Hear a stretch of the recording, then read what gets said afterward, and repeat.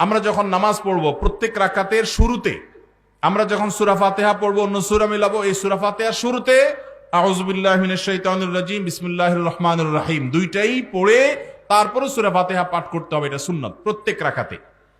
আর সূরা ফাতিহার পরে যখন আরেকটা সূরা বিসমিল্লাহির রহমানির রহিম পড়তে হবে, পড়ে আপনি নামাজ শেষ করবেন। এটা হলো সুন্নাহ। কোনো কারণে যদি ছুটে যায় নামাজ হয়ে যাবে, কিন্তু শুরুতে আউযু বিসমিল্লাহ দুইটা আর সূরা মিলানোর শুরুতে শুধু বিসমিল্লাহ, এটা পড়া কি সুন্নাত।